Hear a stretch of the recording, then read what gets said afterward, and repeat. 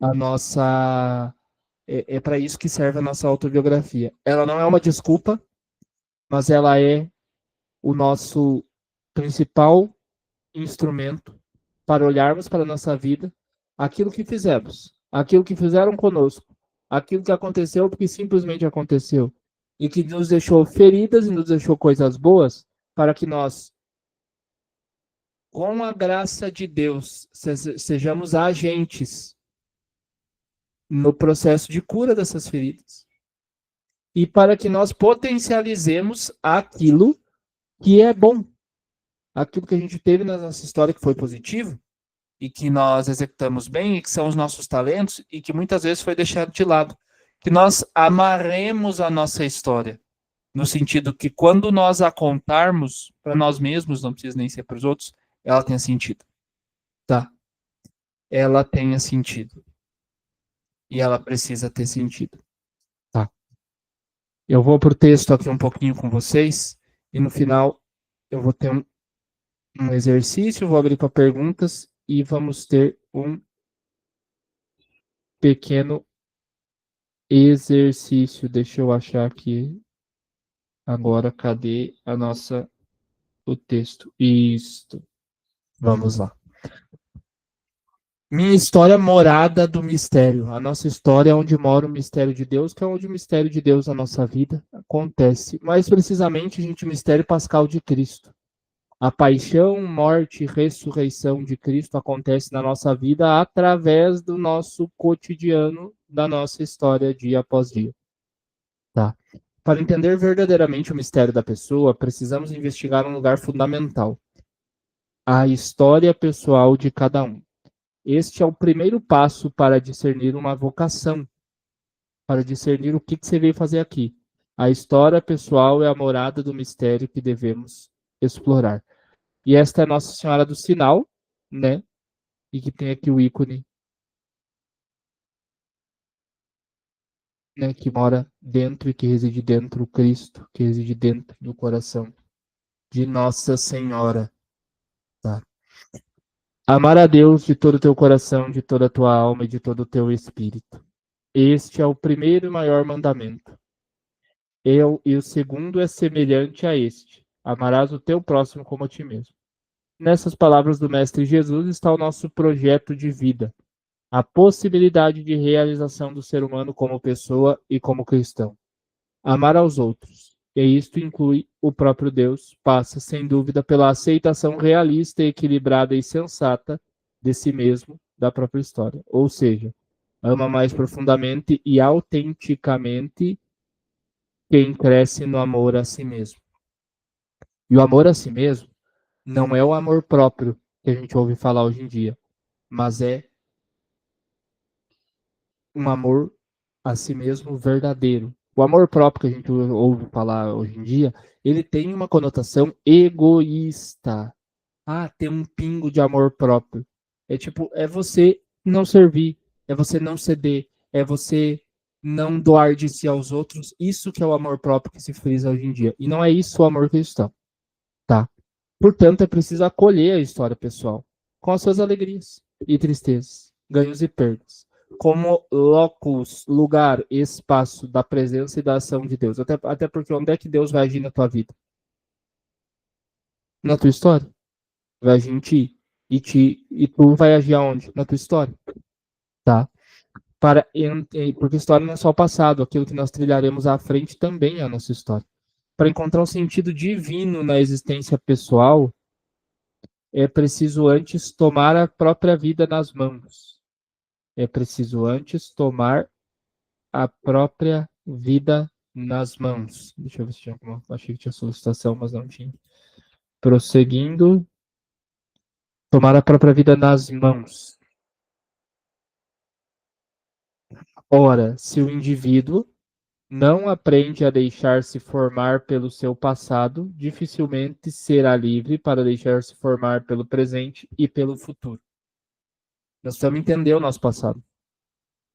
Entender e deixar que ele nos forme. Descobrir e desvelar, tirar os véus, né? Tirar Sabe, vamos fazendo uma figura, duas figuras que me vêm. Vocês já cortaram o dedo, né? Eu também já. Você sabe que quando a gente corta o dedo, a gente tô cozinhando ali. Vamos supor aqui que a Angélica está cozinhando e ela passa a faca no dedo, corta o dedo. Aquilo espirra, mija sangue, né? Vertendo sangue. Você pega e coloca um band-aid e deixa aquele band-aid ali.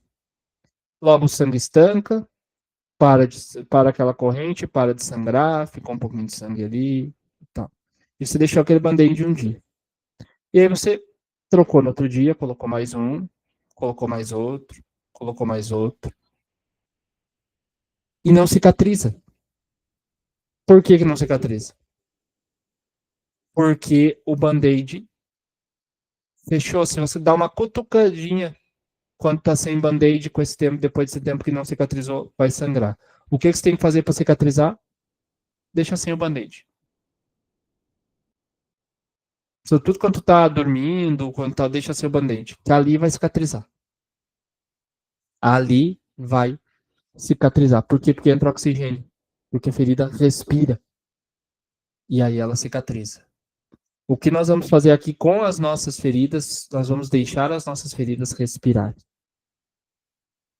Vamos tirar muitas vezes aquele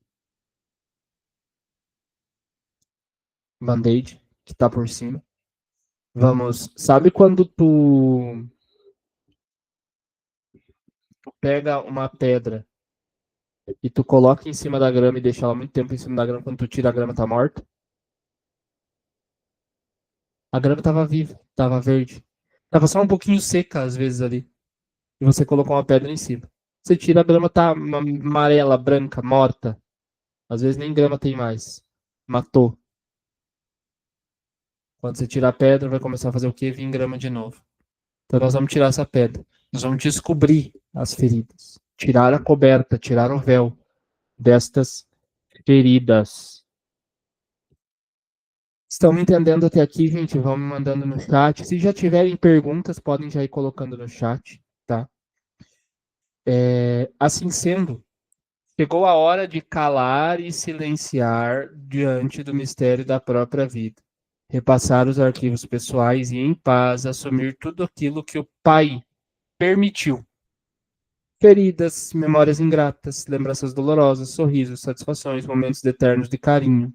Chegou a hora da reconciliação universal com a própria história e seus personagens, com o céu e com a terra. Reconciliação universal. Sim, já não é mais hora de guardar mágoa, sobretudo com aqueles que são muito próximos a nós. Pais, mãe, pai, mãe, irmãos, avós. Sejam eles presentes, sejam eles falecidos. Então, neste exercício pessoal, seja complacente, delicado e gentil com o seu passado. Contemple a sua história sem hostilidade. Não, tente não criar raiva de você e nem dos outros por causa da história, do que aconteceu. Tudo que aconteceu na primavera de sua infância, nos anos da adolescência, tempestuosos e na juventude, primeiros desenganos doloridos, fracasso, engano, decisão injusta e arbitrária que tomaram a seu respeito, crise, fato de ser apagado e esquecido, aquelas pessoas que deixaram marcas tão negativas. Tudo está consumado. Já foi feito. Só temos que acolher, né? Seja realmente agradecido, pois nem tudo foi desgraça. Algumas coisas foram graça. Na verdade, se olhar bem, a maior parte foi graça. A vida é assim. Tem coisas feias e belas. Valeu a pena ter vivido tudo. Assuma toda a sua história e deposite-as nos braços do Pai querido como uma oferta de amor. Aqui tem uma citação de Amedeo Tintini. E aqui, então, nós vamos recomeçar. Nós vamos começar. E aí, alguns pontos importantes para a nossa história e para escrever a nossa autobiografia, algumas dicas. Antes disso, mais uma vez, alguma pergunta? Alguma dúvida? podem ir colocando aqui embaixo. Aí, Otávio, como é que vai ser? Vamos lá. Gente, vou até parar de compartilhar aqui a explicação para vocês ficarem olhando mais para minha cara. Vamos lá, gente. Assim, ó. Como é que vai ser? Quando eu falo escrever a autobiografia, assim, na turma do ano passado, nós entregamos, que terminou o começo desse ano, nós entregamos um roteiro pronto, algo que nós não faremos agora. O que eu vou entregar agora vão ser perguntas para vocês responderem. A gente entregou um roteiro pronto e a pessoa tinha que ir escrevendo mais ou menos como ela achava, e as pessoas tiveram um pouco mais de dificuldade. O que nós vamos fazer agora é modo questionário mesmo, e a partir desse questionário tu vai poder ir respondendo essas questões e escrevendo, tá? Como assim? Vai ser mais ou menos no total umas 200 questões. Não que não vou entregar 200 questões para vocês daqui 15 dias, não é isso, gente. Ao longo de 9 meses, tá? E vamos ajudar a responder sobre a nossa vida. Vai ser mais fácil, mais prático, mais objetivo, tá? E mais simples de você conseguir exercitar e fazer. Otávio, eu preciso fazer à mão ou eu tenho que fazer digitado? Como você preferir. Sugestão: pega um caderno, se você vai fazer escrito à mão, e abra um documento do Word, ou abra um documento do Word e você vai digitar no teu computador, tá? Compra um caderninho, uma caneta, né? E vai escrever a tua autobiografia, vai respondendo essas questões, escrevendo essas coisas, tá bom? Essa é a primeira sugestão. Otávio, eu sou obrigado a escrever? Você não é obrigado a nada, você está aqui porque você quis, nós ofertamos este curso de modo gratuito, você está vindo aqui de modo gratuito, você participa das aulas porque você quer, eu dou as aulas porque a Camila, nós damos as aulas porque queremos, ou seja, ninguém aqui é obrigado a nada. Mas vai ser sinal também você não conseguir escrever. Pode ser que você não dê conta de escrever. Seja vocês que estão aqui no ao vivo, ou seja vocês que estão comigo no online, pelo YouTube depois. Pode ser que você não dê conta de escrever. Pode ser que você chegue numa etapa, numa ferida da tua vida e pare, e ali você trave. Trave, tá? E tá tudo bem. Tem coisas que nós não damos conta de resolver em 9 meses. Tem ferida para mais de 9 meses. Quando eu fiz a minha autobiografia, eu fiz no ano 2020. Tem ferida ainda daquele processo. Então, você não é obrigado a escrever. Mas a disciplina em tentar escrever, em se colocar em disposição de quem quer escrever, ela é fundamental para que você consiga escrever. Por isso, vamos às dicas, né? E você pode ir anotando, né? Tem um tempo, um horário. Uma vezinha por semana pode ser. Uma vezinha por semana, você vai tirar aquele dia que é aquela horinha que é meio morta, aquele espaço que é meio morto. Sábado de tarde, às vezes, é meio morto, né? Eu escrevi muito a minha autobiografia. Nós ganhávamos dias para escrever, mas eu escrevi muito dela no sábado à tarde. Sábado à tarde era um momento que eu escrevia bastante a minha autobiografia. Inclusive, eu a concluí num sábado à tarde. Eu a concluí num sábado à tarde. Então, deixa eu só ver um negócio aqui que deu com o meu celular. Só um minutinho.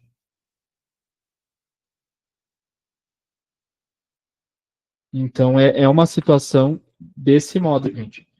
É, a gente precisa tirar um tempinho, tirar um espaço, tirar um horário, tirar um momento para escrever.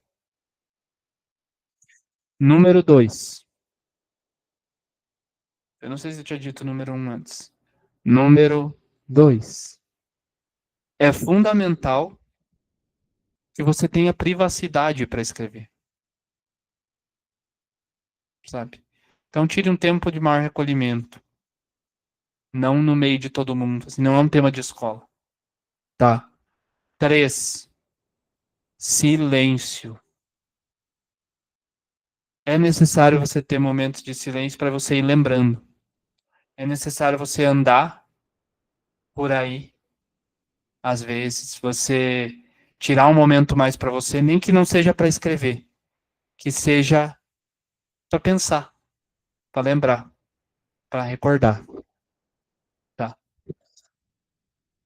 Outra coisa importante, às vezes vai ser bom você falar com alguns familiares, que for possível, para lembrar coisas da tua história. Nós vamos na primeira etapa, quando eu entregar para vocês o documento, o questionário, vai ser para falar das origens. Avós, pais, mães, irmãos, família. Até o seu nascimento ali, mais ou menos. Como é a tua relação com esses entes familiares, assim, digamos. Tá bom?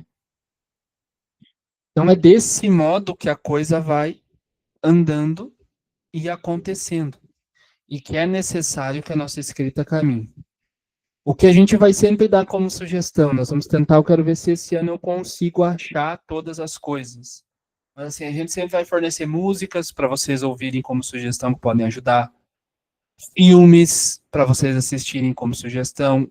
O questionário de apoio, o contexto de apoio. E vamos estar abertos aí para o diálogo e para a conversa, para auxiliar você. Tá? Você não está sozinho, você não estará sozinha neste processo. Tá? Não estará sozinha nesse processo. Não vai ser tudo corrido, né? Vai ter uma aula de autobiografia, deve ter uma aula de outra coisa, ou seja, vai intercalando, assim, vai intercalando, tá? Vai intercalando, vai organizando e as coisas vão indo e vão acontecendo, tá? Uma aula aqui, outra lá, daí muda o tema, falamos de outra coisa e tal, e assim vai, tá bom? Gente, alguma dúvida? Quem quiser pode abrir o microfone, questionar, perguntar, falar o que pensa, o que acha, o que não acha. Enfim, se alguém tiver alguma observação a fazer, alguma pergunta para fazer, alguma contribuição a fazer, podem ficar muito à vontade, tá? Porque a gente quer também acompanhar vocês nesse processo, né? Saber como é que vocês estão, como é que estão os seus últimos dias, como é que tem sido os teus últimos dias, tudo entendido. Como é que tem sido os teus últimos dias, Angélica, os teus últimos dias, desde a última aula, Cris, Claudete, Andréia. Gente, e falando dos meus, né? Os meus últimos dias têm sido bem cansativos. Alguns de vocês, não sei se participaram da imersão que teve online, né, sobre as virtudes em São Tomás de Aquino. Agora nós vamos ter a presencial aqui, e a online foi das 9 às 3 da tarde. A presencial, a gente vai começar amanhã e vai terminar domingo. Então, e eu estou ministrando todas as aulas, né, então vai ser bem puxado, então eu estou numa batida, assim, de muito estudo, sabe, porque a Suma Teológica é um tema denso e tal, e é um pessoal, assim, o público que se interessou não é um pessoal que tem um conhecimento de filosofia, é como foi na outra imersão ali, um pessoal sem muito conhecimento de filosofia. Então, para mim é mais exigente, mas eu gosto, porque a gente fala de um modo mais concreto e tal. Ó, Angélica, estou em acompanhamento por outro grupo também, procurando conhecimento de mim mesmo. Isso aí, muito, muito, muito bom. A Cris disse que está estressante. Às vezes nós temos dias estressantes, dias cansativos. Eu estou passando por dias bem cansativos, porque a gente organizar um evento assim, e ele acaba sendo, né, como as pessoas estão pagando, no caso dessa imersão que eu vou fazer, então ele acaba tendo uma pressão por uma entrega. E amanhã eu tenho que ir no dentista, ainda, ou seja, mó correria mesmo, gente. Mó correria mesmo, tá? É, e os dias são corridos. E isso é um cuidado que a gente vai ter que ter com a nossa autobiografia, né? mesmo nos dias corridos, nos perceber e prestar atenção em nós mesmos. E conhecermos a nós mesmos. Estou num tempo de introspecção, elas estão buscando algo novo para minha vida. Legal, Claudete, legal, algo novo, sabe? E é interessante, e isso é muito propício da autobiografia. Eu vou contar minha experiência, um pouquinho, de duas coisas que eu tive de experiências com a autobiografia. Eu teria mais para contar, mas eu vou contar duas. Coisa número um, tá, que eu vou contar para vocês que eu tive com a autobiografia. E ambas estão relacionadas a uma mesma pessoa. Eu, Otávio, eu nasci em 1994, e quando eu tinha perto de 2 anos, 1 ano e 8 meses, mais ou menos, o meu avô, pai da minha mãe, Manuel Lenchoff, faleceu. Ele tinha 64 anos à época. O avô faleceu. O vô cuidou de mim quando eu era bebê, muitas vezes, né? Ficava brincando comigo no colo, para a mãe poder limpar a casa, para a mãe poder fazer as coisas. O vô ficava nesse entretenimento ali comigo, né? Andando comigo para lá e para cá com uma coisa de chimarrão na mão, ele com a coisa de chimarrão numa mão e na outra mão, e ali, né? Cuidando e dançando comigo no colo, enfim, aquela coisa toda. E eu não conhecia o meu avô. E era um pedaço da minha história, assim, que eu não vou dizer que fazia muita diferença, mas que fazia falta, escutar meus primos falar do vô e tal, e eu não conhecia o vô. E aí eu chego no postulantado, que foi a etapa da minha formação quando eu fui religioso católico, antes eu fazer os votos, que era para isso, para escrever autobiografia. E aí a gente começa o processo. E aí fecha tudo para a pandemia. Fechando tudo para a pandemia, gente, quando fecha tudo para a pandemia, na nossa casa nós tínhamos falecido, né, Padre José Schmidt, que Deus o tenha. Eu acredito, se Deus quiser que esteja no céu, né? Padre José Schmidt tinha câncer. 76, 78 anos na época ele tinha câncer. Deste modo, o padre superior baixou a regra. Ninguém sai. Como este decreto ninguém sai, logo todos homens, como é que nós iríamos cortar o cabelo? E eu tinha feito uma pequena experiência numa barbearia, mas tinha aprendido mal e mal, assim, bem mais ou menos a cortar cabelo. E aí eu tinha contado isso e o padre, se assume? Eu falei, assumo. Fui pro YouTube, aprendendo mais ou menos. Sempre gostei de barbearia. E comecei a cortar cabelo. E comecei a cortar cabelo dos piá, e faz cagada na cabeça de um, e arruma, e vai, um outro dá errado, a gente raspa, e ajeita, e passa a máquina, e corta, e vai, e vai aprendendo, e foi aprendendo, foi aperfeiçoando e tal. E um outro já cortava o meu e não sabia cortar, e ficava aquela pocheca, e daí eu comecei a raspar e tal. E ali nós passamos esse tempo. E eu escrevendo minha autobiografia, quando eu fui falar das minhas origens, quando eu falei, contei para minha mãe que eu tava cortando cabelo, minha mãe, teu avô era barbeiro. Teu avô cortava o cabelo do pessoal do bairro, assim, o pessoal da serraria. A serraria, tipo, era uma unidade de uma empresa que o pessoal morava em roda, assim, como se fosse na Vila dos Funcionários, tá? Com o pessoal ali da serraria, né? A Vila dos Funcionários ali, o vô cortava de graça. Tá. Ok. Eu sou do sul. Sou daqui, sou de Fraiburgo, Santa Catarina, né? Moro aqui em Curitiba, né? Hoje Pinhais, né? Região metropolitana, né? Bem pertinho de Curitiba. E aí eu emendo a outra história. E que vou emendar as duas no final. Sendo do sul, eu. É muito tradicional o chimarrão. E eu não gostava de chimarrão. Não gostava, não gostava, não gostava, não tomava, não tomava, não tomava. Fui para Barretos. E aí, com essa experiência, eu pensei, vou me arriscar a começar a tomar. E o meu avô era muito tomador de chimarrão. Muito tomador de chimarrão. E aí vem esse laço nosso, que é tipo, a gente tava em Barretos, num tempo de pandemia, fechado, a gente sentindo falta do sul, das nossas coisas, da nossa cultura, enfim. E aí e eu comecei a tomar chimarrão, fazer chimarrão, aprendi a fazer, não sabia fazer, aprendi a fazer, a montar o mate ali, tá? Hoje eu sei fazer de uns 4, 5 tipos de mate. E aí fui aprendendo e tomando gosto por isso, né?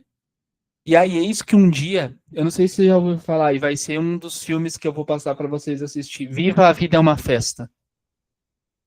Que é um filme de um menininho e tal, né? E um dia a gente assistiu esse filme de um menininho que briga com a família, porque a família não entende ele, e aí ele achava que o vô dele é um e o vô dele é outro, da relação dele com o vô. Era uma noite de sexta, assim, eu lembro assistir aquele filme, eu fui pro quarto e no dia seguinte era aniversário, seria aniversário do meu avô se ele estivesse vivo. Ele estaria fazendo 89 anos naquele dia. O filme é belíssimo, tá? Eu vou passar pra vocês assistir de novo. Eu fui no meu quarto, eu chorei, lembrando disso. E aí eu fui falar com o meu mestre, porque eu tava mal, não tava bem e tal. Falei pro meu mestre, e eu falei, porque mestre, você veja, eu não conheci meu avô dele. Esse ano você tá conhecendo. Por causa do chimarrão e por causa da barbearia. Barbeiro eu não sou mais. Não corto. Cortaria. Mas chimarrão é lei. Tomam basicamente todos os dias. E foi um processo. É um processo de manter vivo e integrado a minha família por inteiro em mim. Tá certo? Gente, a tarefa para vocês. Nós teríamos mais 15 minutos. Esses 15 minutos são para vocês pensarem em qual situação da tua vida, para qual situação da tua vida, se existe uma ferida, uma dor, uma mágoa específica, que a autobiografia mais vai servir. Mas não é para vocês pensarem mexendo no celular, pensarem mexendo no computador, pensarem com a Bíblia na mão. É você, a sua consciência e Deus. Apenas isso. Tá bom? Nesses 15 minutos que faltam para finalizar. É isso, gente. Um abraço, tá? Qualquer coisa, estou à disposição. Mandei mensagem. Entre em contato comigo no WhatsApp ali, que eu vou respondendo comigo ou com a Camila, tá bom? Um abraço, até mais. Tchau.